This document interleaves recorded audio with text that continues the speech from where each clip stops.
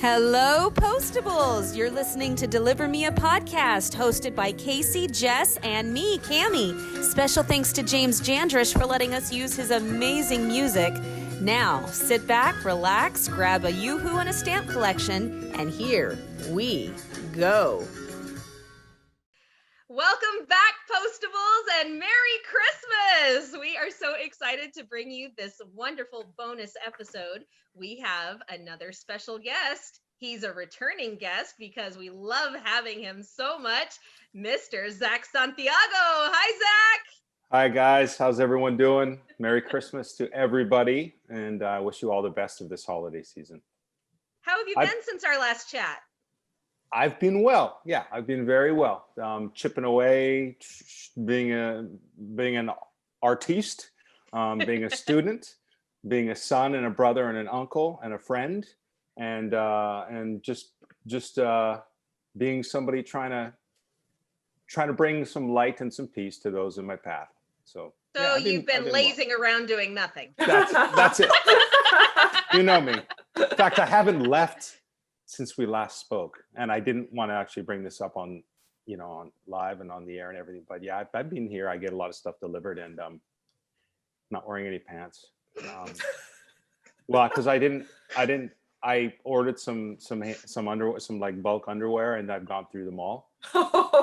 And my washer and dryer is way over there, so it's just I just figured now I'm just what you see here. I haven't left. No, I've been very busy, and I've been very happy, and it's been good. How are you guys doing? No, that would be something, huh? I too have not left. I've just changed my background and, did this I Dream of Jeannie thing and nodded my head and, oh, here's a Christmas tree and here's some garland. And you've exited the DLO and now we're in home and family. It looks so good though. I'm so square with almost everything, but especially technology. And I don't know how to do the virtual thing. So one day or next day, if you guys don't excommunicate me, next appearance, I'm gonna have. I'll try to.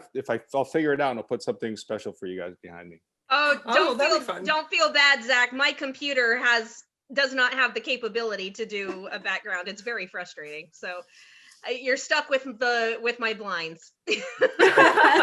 Yeah, Cammie turns kind of into a ghost, and it's like the Twilight Zone, I turn into the ghost of Christmas past when I try to do a background. Oh, it's good. Well, I'll keep rocking it in the Stone Age with you then. There you go. Yeah. So, what are your plans for the holiday? Well, as you guys know, it's a difference. This season is very different for everybody than it was last season. Very different. Yeah. So I do have family all over the world. I do have a fair bit of family in the States and in Eastern Canada and in Europe and all over the place. But I won't be seeing any of those folks. I will see my parents, my lovely, delightful, amazing, spectacular parents, because they don't live too far. And they're keeping their bubble quite small, and so am I, and they are, very essential. So it won't, and I do have other siblings and nieces and nephews here, but we're really trying to keep distance and not have too many large gatherings. So yeah, my holidays are going to be, I've already got my bunch of my reading for next term, which starts in January. So I'm already deep in books, and and I've got a lot of ministry coming up, of course, because it's Christmas. So yeah, absolutely. We're doing them all live stream from the cathedral here, but there'll be extra masses and things like that. Nobody can attend, unfortunately. So basically, Christmas for me will just be, devotional and prayerful and contained with family, and then lots of Zoom greetings and Zoom chats and Zoom eggnogs. And it's funny. I mean, we think we adjust in ways with this what 2020's been.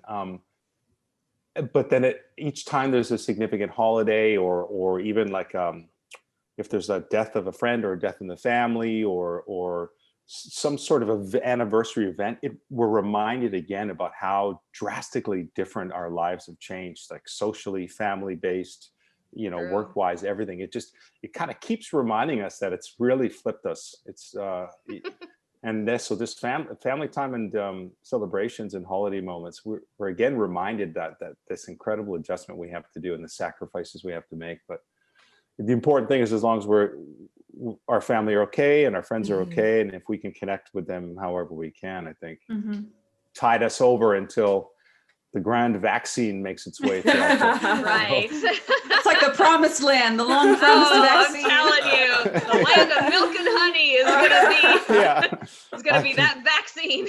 It's there somewhere. We see the lights. Well, so Kaycee, Cami, and Jess, I know that we're here to talk about auto body shop and auto body business, because we were thinking about branching out into that to help the Postal Service work better.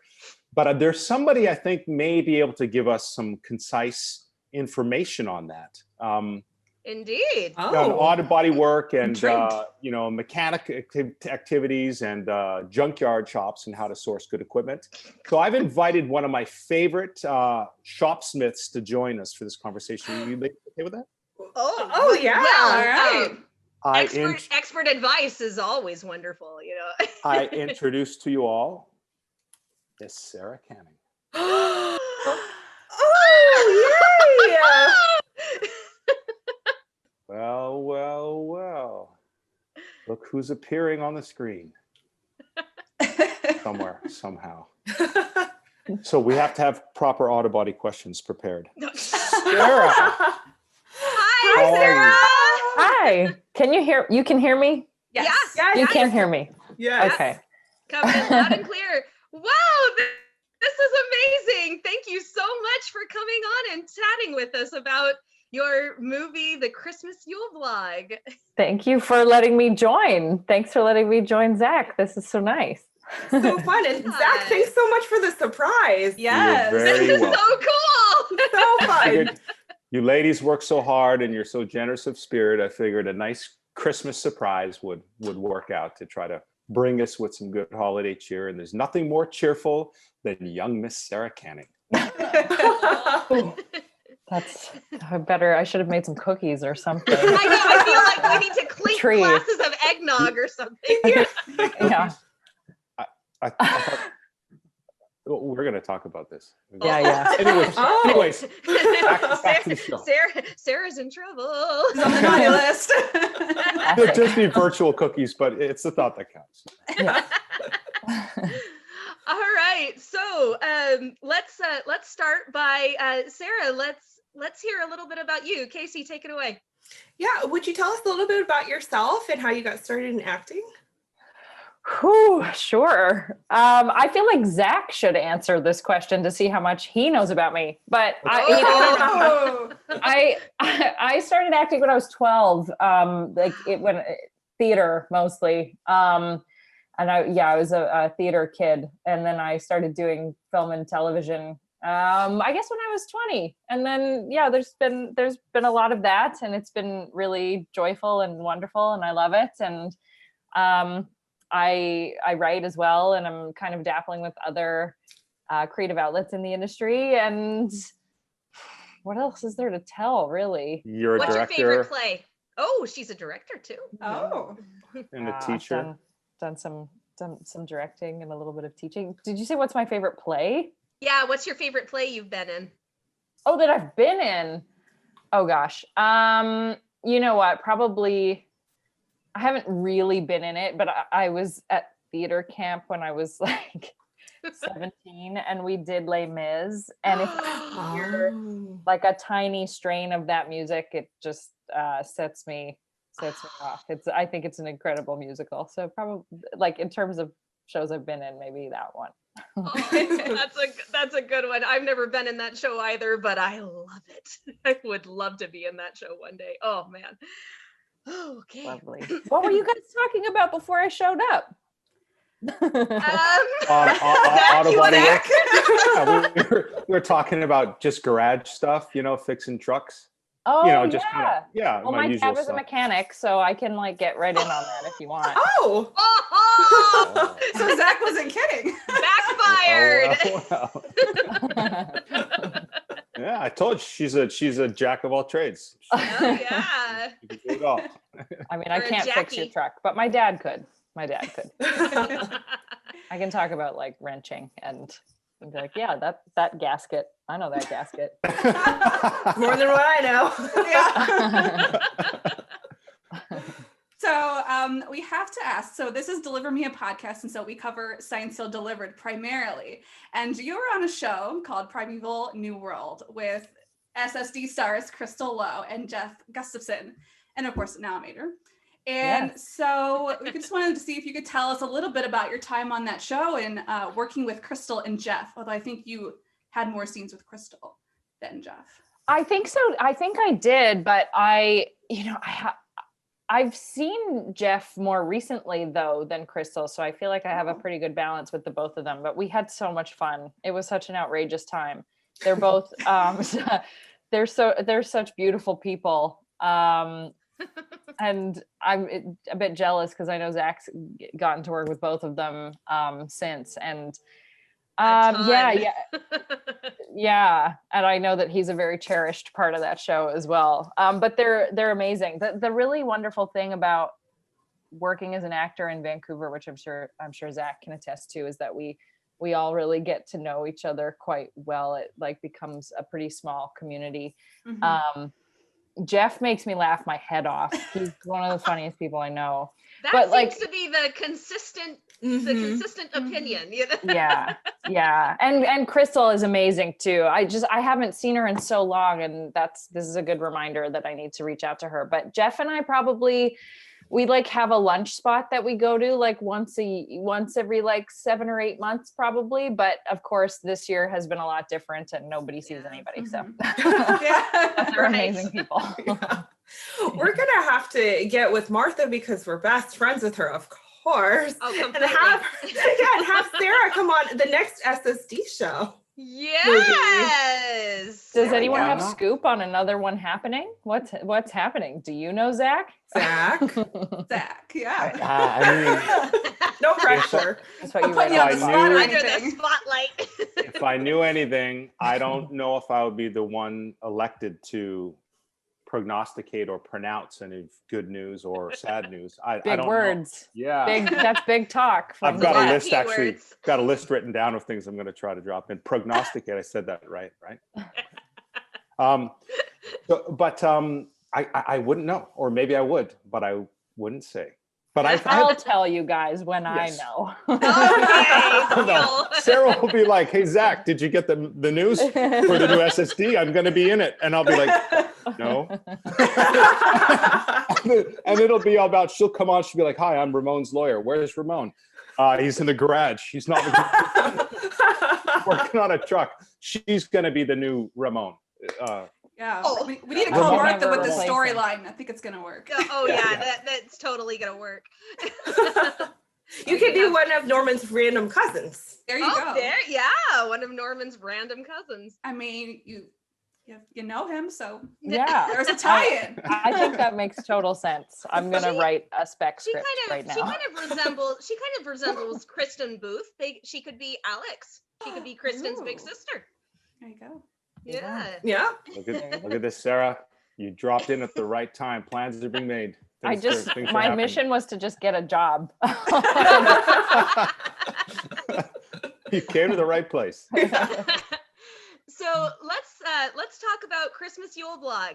This is a movie that is all about holiday traditions, and we'll get to that about it in the movie later. But what we would like to know first is, what is a family tradition that you guys would always do, either as kids or a tradition that you have now that you do with your families, or you do in your own homes?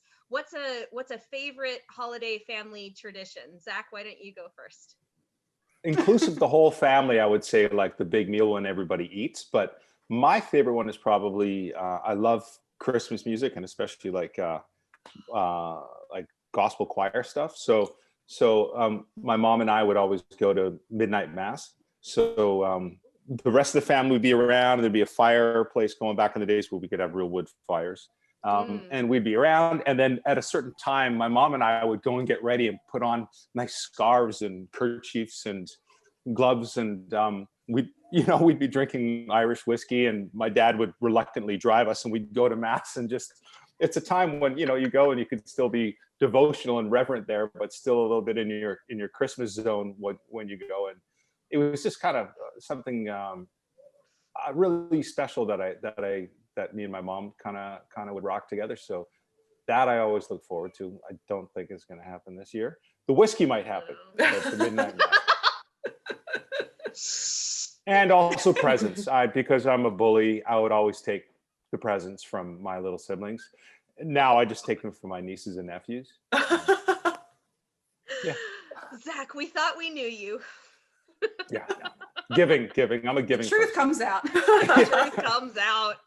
I like giving presents, so seeing the kids with presents makes me happy too. So. Yeah. All right, Sarah, what about you? Mine isn't so much an annual tradition. It's just something that has happened a couple of times in the last, 5 or 6 years. But I grew up on the East Coast in Newfoundland, and when I'm there with my parents, my dad and I have a frozen pond that we like to skate on. And it's unbelievably beautiful. I like, if you could picture the most idyllic, tucked away in the woods, wouldn't even know it's there. You have to kind of hike through the woods to get there. And then it's just this big, beautiful, trees, totally silent, beautiful trees. And there are about probably 200 people who live in that community that we spend time in, where my grandfather lives. So, it's a massive pond, and there'll be 5 people way over there and a few people way over there. And then you kind of meet up with them in the middle and you chat. And it's my favorite thing that I've ever done at Christmas. And I just kind of have to carry it with me when I can't be there. And but it's the best. It's by far my favorite. Like, that's what I associate with if I think about really special Christmas moments. That's the one that's most prominent for me. It sounds very idyllic. That sounds so sweet. I was about to say, you got your own Carte de Amor town right there. Yeah. I know. I remember when we, I believe, Zach, they changed the population at one point, like the number of people in the town, because it had been sort of too small. I think at first it was 2,500 people. And then they upped it a little. Yeah. Maybe it was 800. I think it was 800. And then we upped it because that's like really small. And I was like, I can do you one better than that. That's crazy. 200 people. That's lit. I've got to point it out. I'm wearing my jean jacket, Oscar coat from the movie as my Easter egg, but I'm taking it off now. So I've waited till you got here, Sarah, as like, this is my Christmas Yule blog wardrobe. Shout out. I'm sweating. So. But did you keep the hat? Did you keep the hat? Yeah. That's very important. We talked about you keeping that hat. I don't know if you did. Yeah. I wonder if I could source it. I might be able to track it down. Because that hat, you and that hat with it tipped down your face. Are you Uber? No, I'm Oscar. That was the funniest moment. I just laughed so hard. We kept saying that was his like Clint Eastwood moment. Like, I kept saying it was like a wonderful like Western moment. Yes. Yeah, gotta sneak some of that in. Yeah, that's my dream is Westerns. Get back on a horse, do some cowboy stuff. Yeah. One day. That would be awesome. Yeah, I'd pay money to see you on a horse. Well, there's footage out there. We'll have to find it from the archives. Not even before your time, ladies, but it exists somewhere. It's there somewhere. We're gonna have to channel our inner Shane McInerney and go browsing on the web. Dive into the recesses. That's right. So when and where did you guys film the movie? Because I don't think that was New Mexico. No, it was the Okanagan, in the interior of British Columbia. And it was July and August, and it was hot. It was very hot. And Sara was in a scarf all the time. And I was just trying to not have a panic attack in a scarf, basically. But beautiful, so beautiful, and such an amazing place to film and be. It's an incredible, usually a very large, like, you know, a big summer vacation place for a lot of people. It was a bit different this year. Yeah. Yeah. It was also super safe, which is great. The protocols, they really kept things in place. It was one of the first films that we'd shot, that I had shot anyway since the pandemic. And also one of the first ones that our provincial film ministry had greenlit. So everyone was trying to figure out how to keep it safe. So it really helped that it had to take place in this small town, and that kind of ensures that you're in a more of a remote location as opposed to like an urban center. Be harder to keep safe. People would be more nervous. You know, you couldn't control a lot of the factors. So being out there, not only was it beautiful and the idyllic, but it also kind of looked a little bit like New Mexico, but there was a bit of comfort too, because you knew that you were literally isolated, quite safe, so much space, and just the whole place was a beautiful vista. So like, even if you're not like looking what's on screen, all around you is just, it was just stunning. Yeah, it was a beautiful shoot. Yeah.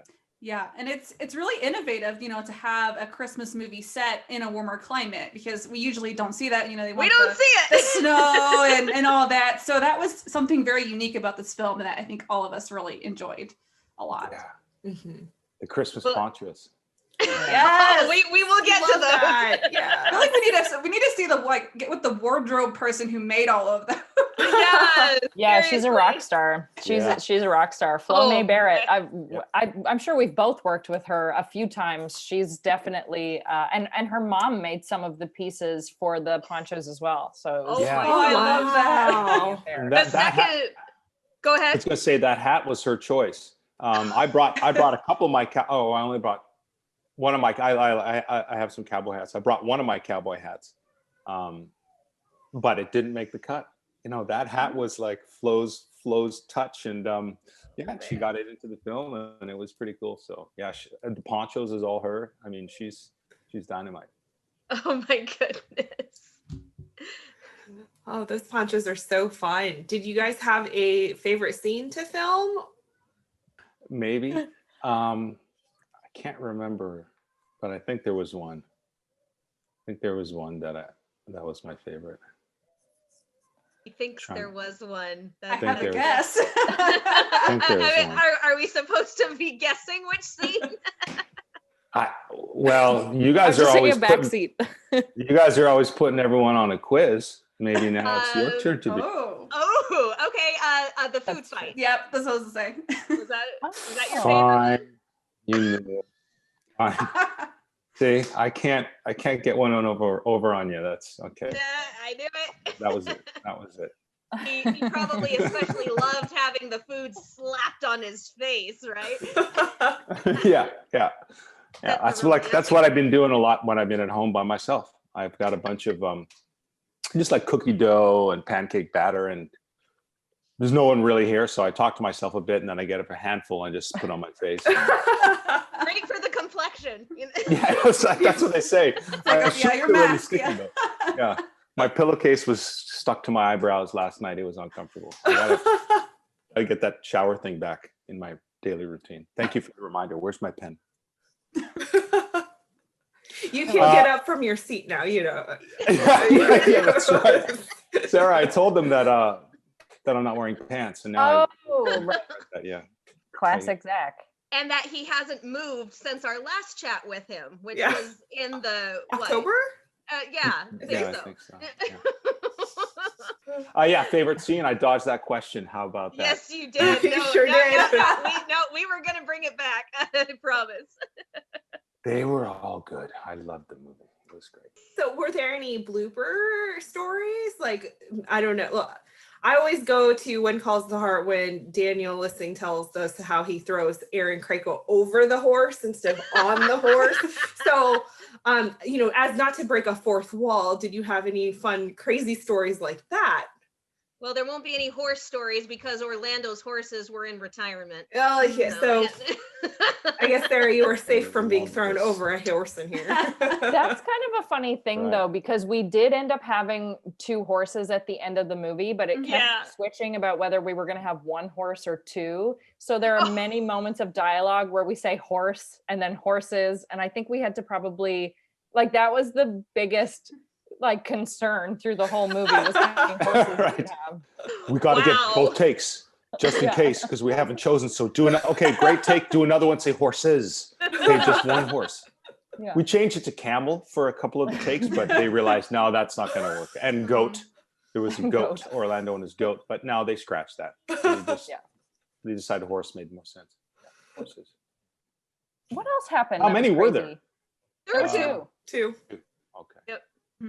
What else was crazy that we can talk about? That would be appropriate for the podcast, guys. Well, not in that sense, but there were some finangles. There were some production finangles. I just mean like that. Like there was some technical, kind of shift on the fly kind of stuff. Of course. But we had an amazing director, and our director had to step in last minute because we had another director, and he, wasn't able to do the movie last moment, and Heather Hawthorne Doyle stepped in and was so great. Like Zach and I had been there for 4 days or something, I think, right? But the amazing thing is that because we then found ourselves with a couple of extra days, we would sit by the lake every day, and I think we knew the whole movie by the time we started shooting because Zach's such a great scene partner that we were just outside, running lines and laughing and kind of being idiots at times, but really we really knew the movie really well.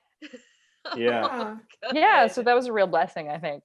And like Sarah said, Heather came in and not knowing who that director is going to be when you've already figured out who your character is, you think know the story and you've prepped with a different director, that person is going to have their own vision. They're not going to change the story or the script per se, especially last minute, but they can definitely change a slant or a perspective or the light that's being cast on this script. And you're at that whim of what's going to happen. So she came in and it was dynamite. I mean, she was great to work with, and how she saw things really made sense to me and Sarah, and we were really fortunate for that she was such a pro and so great to work with. So that could have been a big behind the scenes issue, but it wasn't. It was a sweet blessing. Oh, great. Yeah. All right, more tradition talk. So I actually wrote down all of the traditions from the movie. So see if I got them all. So the ugly poncho breakfast and march, the community wishing tree, singing mom's song, Christmas tree in Spanish, the luminarias, the checking back at the community tree, and then remembering and honoring the loved ones on Christmas Eve. Did I miss anything? Wow. The tamales were kind of a tradition, weren't they? Yeah. The tamales. I did not say tamales. Yeah. I did not say tamales. Yep. I knew. That's why I asked. Did I miss one? So out of all of those, did you guys have a favorite from the movie? You told us your personal family favorite. So now do you have a favorite one from the movie?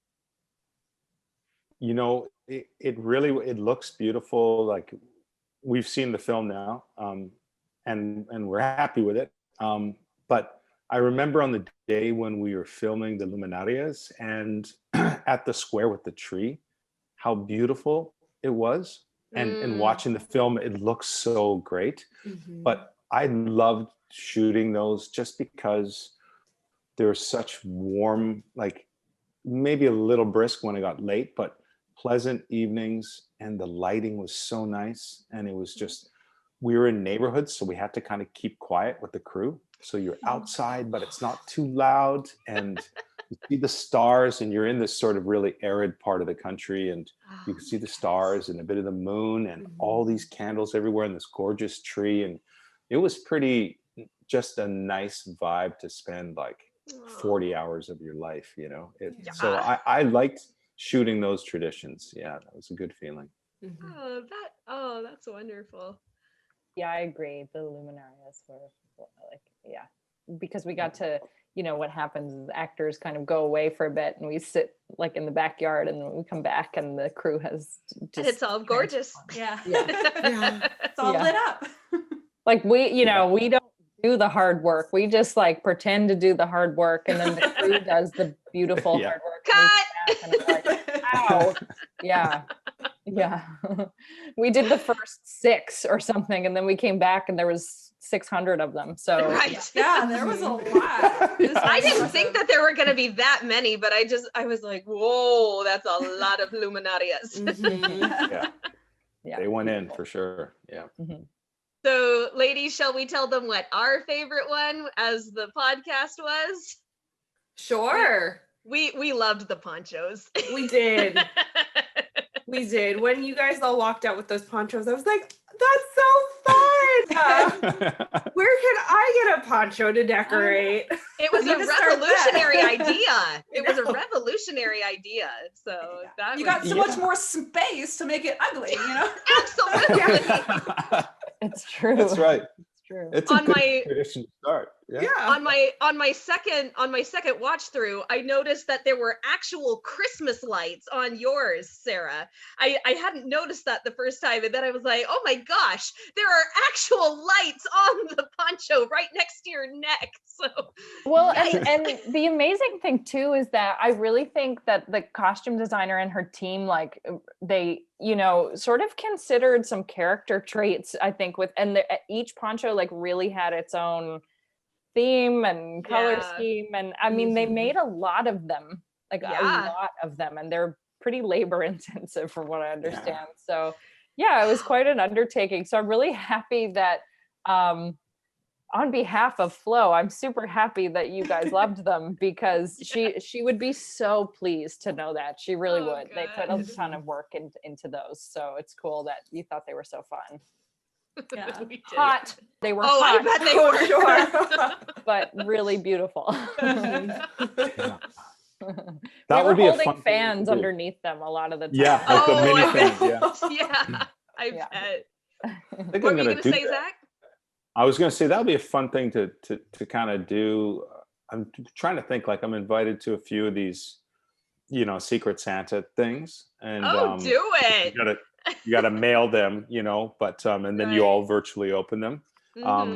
Mostly cards, but then some of them can be crafty, and I wonder if I can buy like some bulk poncho or like some cheap ponchos or something like that. That would be a fun thing to do. I bet you could somewhere. If people receive it, my siblings, instead of getting cash like they normally like, if they start getting these ponchos and made you this poncho, Billy. But I think I'm going to do that from now on. Yeah, I think I'm going to make some. That's a great idea. Horrid ponchos. Yeah. Good. Okay, you guys are on the list. Maybe not this year. It'll take me a while. Oh, yeah! We're so honored. An original by Zach Santiago. One day it'll be worth at least 75 cents more than the materials. Appreciate that much. Oh man.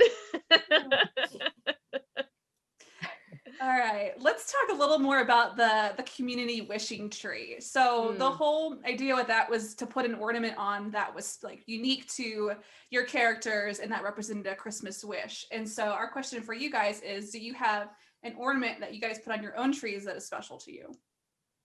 Okay, I'll take it. And we have like ornament, like going all the way back to our youth. I'm one of 6 siblings. And so I don't know why my sister Sheila made this cut, but it's like, I think she made it or someone else made it of her when in elementary school. It's like a little angel shape, sort of almost with tinfoil, to make it look silvery, with a photograph of my sister Sheila when she was in like grade 2. And that goes at the top of our tree, and it's been at the top of our tree for every Christmas that I can remember.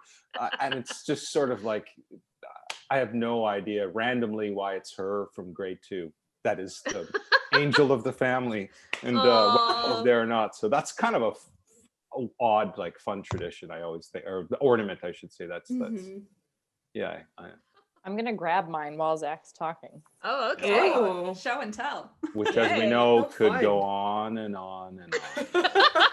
Have Zach on the show. What's the ratio of boys and girls in your family, Zach? 3 and 3. 3 and 3. That's awesome.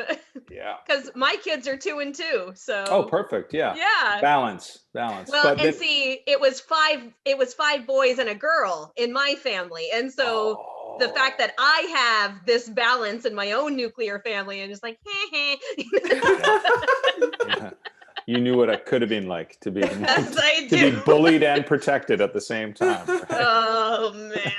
It's like you got bullied by your brothers your whole life, and then also no boy was ever allowed to come and talk to you. Pretty close. Yeah. That sounds like a win-win situation. Yeah. Well, talk to my sisters. It was great. Like having, like, my brothers are pretty gangster, and like you got 3 sisters you adore, and a wild cannon like brother Zach around. Yeah, I pity some of those boys who came knocking on the door, I think. What number were you? I'm the eldest son of the eldest son of the eldest son of the eldest son. Oh, you got the legacy. But he has an older sister. I do have an older sister. Sarah, this is why you're here, keeping him honest. I usually include her, and if I don't and she finds out, then I certainly suffer. But yes, I do have a darling older sister, but I'm the eldest boy of the 3 boys. That's my husband. He's the second oldest, but he's the eldest son. So, yeah. I don't know if it's worth anything, but I've got to hold on to what I got. Very biblical. Very biblical. Very biblical. This is true. Maybe that explains some things. Yeah. All right, Sarah, we got a show and tell on here. What's your special ornament? This has a Hallmark connection, actually. Chesapeake Shores. Mm-hmm. I don't remember her character name, but my very dear friend Brittany Willisey is in that show. She was in the band with Jessie. Oh, okay. Yes. She has giant hair. She's beautiful. Lee. She's got the hair. Yes. Yeah. Lee. That's her name. Yes. So she's one of my closest friends. And I had a little stray cat for a while when I lived in Atlanta. And she just showed up, and her name was Mabel, and she is no longer in the world, but she was a very special little scrappy stray cat. And she had a Santa hat and scarf one year, and Britt felted this. Oh, that is adorable. Yeah, so it's Mabel in her Christmas outfit. Yeah, felted by Chesapeake Shore's own Britt Willisey. Oh my goodness. That is wonderful. So that's probably one of my modern favorites. Anyway, I had a lot of favorites when I was a kid, but most of those are still at my parents' house. So yeah. All right. So what is your favorite thing about Christmas Yule blog? It can be message, it can be scene, it can be a favorite line, it can be a favorite anything. What's your favorite thing about this movie? And I'll tell you what we loved about the movie besides the ponchos. We loved all of the straightforward talk. There wasn't a lot of game playing, and it was funny because I remember Caroline saying, "You think of that and I'll think of you." I went, that was my favorite line. Whoa, she just said that. And, Oscar saying, "Oh no, Sean's fine. It's my own feelings. I haven't felt these emotions in quite some time." I'm like, oh my gosh, he's being so honest and open. So we loved all of the straightforward talk and no game playing. So that was our favorite. That was really important to me as well, actually, in reading the script, because as a woman, I sure take that stuff into account when I read any script. And, you know, of course there are different genres of film, you know, and I work in a lot of different genres, and each one asks something different, and, you know, audiences want something different because, you know, I just finished shooting like a very dark thriller, and that was a very different time, you know, but I definitely ask myself that of every script that I read of, you know, who is this woman? Can I identify with, you know, something real about what this character is dealing with. And so that was really important to me, that her job feel really real and important to her, but also that, you know, she's also a very well established woman. If you know, even though her, she hasn't had maybe the easiest experiences with Christmas or with, you know, being really connected with people because she's so busy. I really appreciated that about the script, that they're just quite open with each other. And to that end, and then I'm going to dart away and let Zach, you know, carry on with you ladies, because it's been so lovely to drop in on you. But I really think my favorite part about this was working with Zach. And I don't say that just because he's here, but because he's an amazing human being through and through, and a really incredible actor, and a very generous scene partner. And we just had the loveliest time. And now I can sign off, and he can be like, guys, she's like out to sea. It was awful. And then I'll never know. Until you listen. Until I listen, exactly. But it'll like buy me a little bit of time at least. But Vanity Fair, Santiago slams canning. Yeah. Trash talking of the year. Yeah. It'll be on US Weekly. Coming to you live. She's like, maybe we're not aiming for Vanity Fair quite yet, but at least US Weekly. Totally. But that was definitely my favorite thing about this film. And I'm so grateful to all of you, and to you, Zach, and thank you so much for inviting me to be a part of this. And I'm sorry that I have to run away, but you're feel fine. So. And now you get some time with just Zach, because that's important too. I don't want to. Thank you so much for coming. Oh, thank you. Thank you. Such a delight meeting you. I can't wait to Sarah. see it all. Good to see you. And Merry Christmas to all of you. Yes, Merry Christmas. Merry Christmas. We'll chat soon. Have fun. Bye, Sarah. Bye. Bye, Sarah. Bye. Oh, that was fun. That was such so a fun much surprise. Fun. Yeah, I'm glad she said it, because I paid a lot for her to say that. So glad that she did. Checks in the mail, right? Yeah. Well, no, she's like e-transfer. If you want me to say more than one nice thing, then I need an Amazon gift card too. There you go. Yeah. No, that was nice. And you know, I would have to say, well, to kind of loop back to what you guys were talking about, the script and the straight talk, that is good, because you know, we work on all kinds of projects that fit into different molds, and sometimes you know what a formula is going to be, and sometimes the characters are going to have that dialogue in a certain way, and other times you'll work in things where it's just more abstruse or something. It comes at different angles, and you kind of got to figure out what's going on. This was one of those occasions where it was a very easy to get what the intentions were, and you knew what the movie was, and it was sweet, and you could connect with it, and yet the characters had their vulnerabilities, but there was no sort of loopy talk. It was really like they're trying to connect and be direct with each other. And it was a good note about how that direct talk. I really appreciated that too. But working with Sara, amazing. I mean, you guys just met her, you know, virtually. That's how she is. You know, she's like awesome. That. She's so very, sweet. very genuine, so talented, so thoughtful.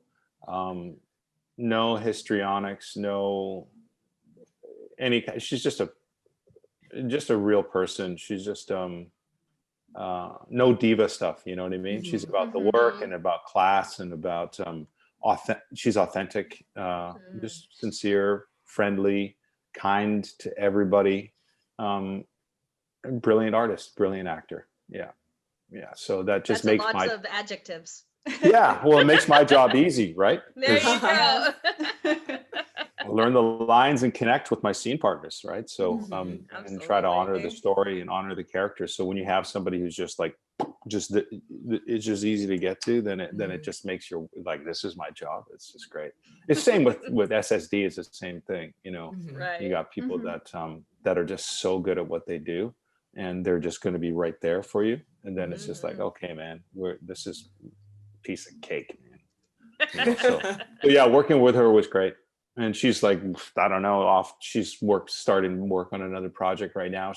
I've worked on a couple things since we did this movie, but she's like been in Nevada. She's been on the coast. She's been like all over film. She's on the East Coast, like filming since you blog. She hasn't stopped. Wow. This woman's just like boom, boom, boom. Yeah. Wow. Yeah, it's great. So yeah, we were gonna ask if you had any upcoming projects that are coming out that you wanted to share or anything like that. Well, there might be this one kind of, it's been bandied about. It's just Amazon. We filmed one episode of it, and it might go to a series. So I'm waiting to hear about that. And then there's another project that's supposed to film in Puerto Rico, which I'm very excited about. Wow, that's exciting. Yeah, and so that would be in the new year. So I mean, there's nothing that's and there's just like talks, and I'm always, you know, throwing out the meetings and throwing out the auditions and looking at offers and whatever, but nothing concrete that I can say this is what I'm doing next. But there's a couple things in the pipeline, yeah. And I hope one of them is SSD. Yes. Yes, so do we. We can never get enough of SSD. Right. Yeah. Oh my goodness. All right. Well, to finish off here, because it is the holidays, we have a fun little rapid fire holiday teen beat version of our yes, of course we do. Hopefully the questions are much easier this time. Yeah, you got the SSD version. Now you're getting the holiday version. Okay. And you don't have Sara to bounce off of, so you have I to know. What's your buffer? Throw to Sara. You know? Nope. Okay. All right. So in the spirit of the tamales, do you have a traditional holiday food that you enjoy every year? My mom's baking, and it's not that I have to say that, but it's true. And there's things that she would make only at Christmas time, and they're all really bad for you, but really good. Such as what? Like there's squares that have pecans and like a caramel and a chocolate and like a coconut base. Yeah. Yummy. And then she would make like trifle, like holiday trifle too. She'd make that one just like crazy. And then like big crazy turkey dinners and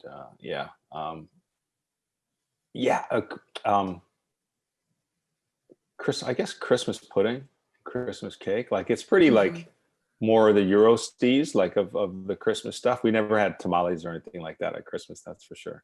But they tasted good on set. But yeah, I can't really think. Just baking, you know, ginger stuff, tarts, you know, all her bakings, man. I don't even know what the names of some of them. They're all like, the desserts. Yeah, the desserts. I think I was talking about carrot cake the last time I was on, and now I'm talking about desserts. Tooth is back. That's why my hair is growing out so much. I think it's all the cake I've been eating. Okay, that's too long of an answer. This is rapid fire, Zach. Come on. Sorry. You've been through this. Prepare.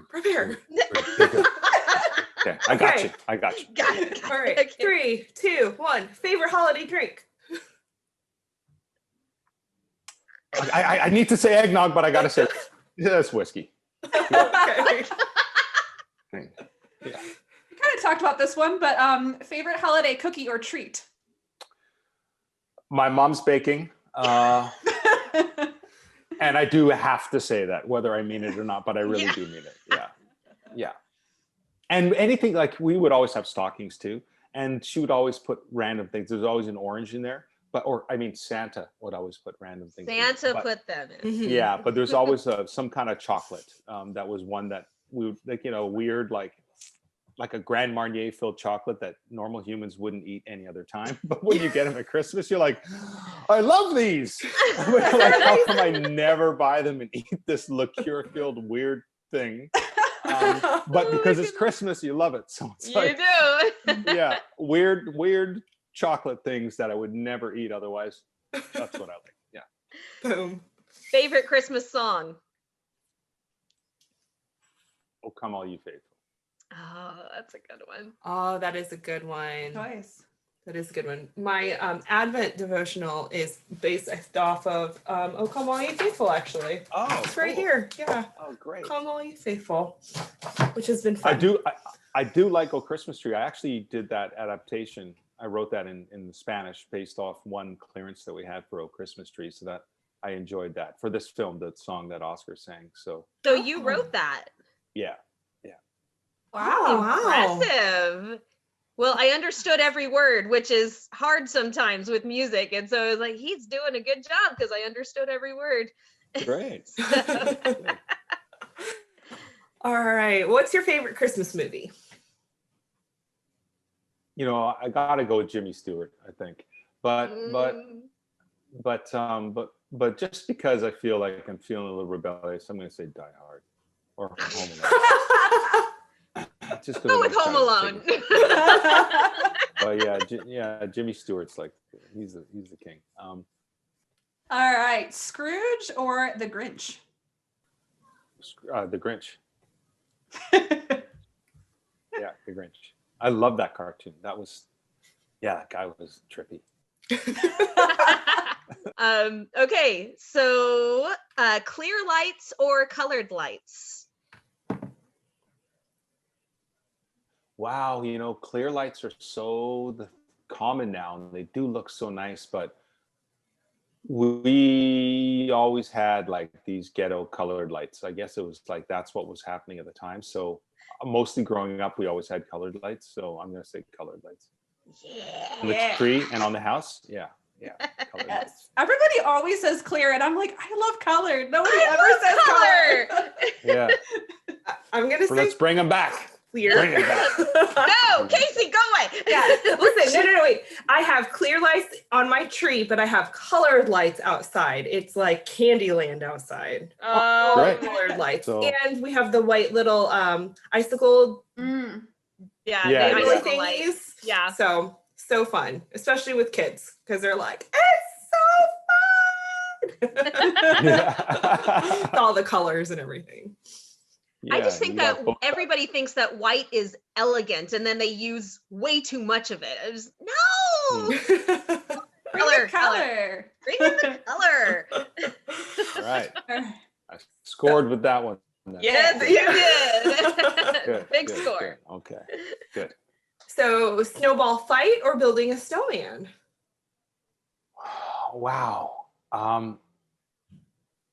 Snowman, like I lived in the middle of the country for a little bit, and I'm born like Sara, like she's born in the Maritimes. Newfoundland's one of the maritime provinces. I also was born on the East Coast. So there's way more snow out there. And so I remember in my youth, I could actually make snowmen. And so there's a fondness I have. But nothing beats a good snowball fight if it's kept in good spirit, like a pillow fight or something. So if it's fun and there's no malice, then I think snowball fights pretty, because it gets you going, right? Yeah. Oh yeah. Yes. All right. Are you a good gift wrapper or not? Terrible.